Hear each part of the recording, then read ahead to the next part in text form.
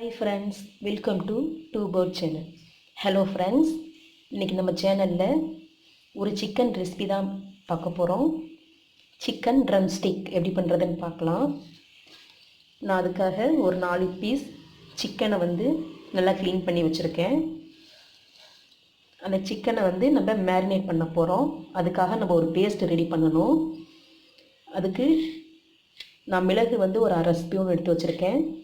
ஜீரகம் ஒரு spoon, lemon ஒரு ஆஃப் சைஸ் எடுத்து வச்சுருக்கேன். மஞ்சள் தூள் 1/4 ஸ்பூன், பூண்டு ஒரு 5-6 பல் நல்லா எடுத்து வச்சுருக்கேன் தோல் உரிச்சிட்டு. அதே மாதிரி இஞ்சி 2 பீஸ் எடுத்துருக்கேன் சின்ன பீஸாக. உங்களுக்கு காரத்துக்கு தகுந்த மாதிரி ரெட் மிளகாய் போட்டுக்கலாம். நான் ஒரு 6 மிளகாய் எடுத்து வச்சுருக்கேன். அதுக்கப்புறம் இதெல்லாம் அரைக்கிறதுக்கு தேவையான அளவு தண்ணி. இது எல்லாத்தையும் நம்ம மிக்சி ஜாரில் போட்டு நல்லா பேஸ்ட்டாக அரைச்சி எடுத்துக்க போகிறோம். இது வாட்டர் அதிகமாக சேர்க்காமல் கொஞ்சமாக தண்ணி விட்டு கெட்டியாக நம்ம அரைச்சி எடுத்துக்கலாம். அப்போ தான் சிக்கனில் நம்ம மிக்ஸ் பண்ணும்போது நல்லா உள்ளார இறங்கி நல்லாயிருக்கும். ஸோ அந்த சிக்கன் ஊற வைக்கிறதுக்கு நம்ம மசாலா ரெடி பண்ணிடுவோம். இப்போ இது எல்லாத்தையும் போட்டு மிக்சி ஜாரில் நம்ம போட்டு நல்லா பேஸ்ட் பண்ணி எடுத்துக்கலாம். பாருங்கள், மிளகாய் போட்டிருக்கேன், அதோட இஞ்சி, பூண்டு,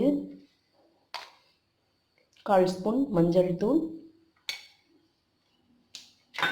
அதுக்கப்புறம் எடுத்து வச்சுருக்க மிளகு ஜீரகம் இதையும் போட்டு லெமன் கொஞ்சம் இதில் புழிஞ்சு விட்டுக்குவோம்.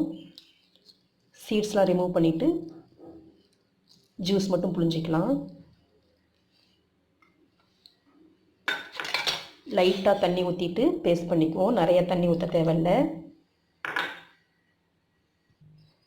இப்போது இதை நம்ம நல்லா ஃபைன் பேஸ்ட்டாக அரைச்சி எடுத்துருவோம். பாருங்கள் ஃப்ரெண்ட்ஸ், இந்த அளவுக்கு பேஸ்ட் பண்ணி எடுத்துருக்கேன். இப்போது இந்த சிக்கனுக்கு தேவையான அளவு உப்பு போட்டுக்கலாம். தேவைக்கேற்ப உப்பு, அதுக்கப்புறம் கொஞ்சமாக சிக்கன் மசாலா அதில் சேர்த்துக்குவோம். கொஞ்சமாக சிக்கன் மசாலா, அடுத்து நம்ம எடுத்து வச்சுருக்க பேஸ்ட்டை போட்டு நல்லா மிக்ஸ் பண்ணிவிடுவோம். பாருங்கள் ஃப்ரெண்ட்ஸ், நம்மளோட சிக்கன் நல்லா 1/2 அன் ஹவர் ஊறிடுச்சு. மசாலாலாம் நல்லா உள்ளே இறங்கி நல்லா இருக்குது பாருங்கள். இப்போ நம்ம ஆயிலில் டீப் ஃப்ரை பண்ணி எடுத்துக்கலாம். மீடியமான ஃப்ளேமில் வச்சுட்டு நம்ம சிக்கன் பீஸை நல்லா ஃப்ரை பண்ணி எடுத்துக்குவோம்.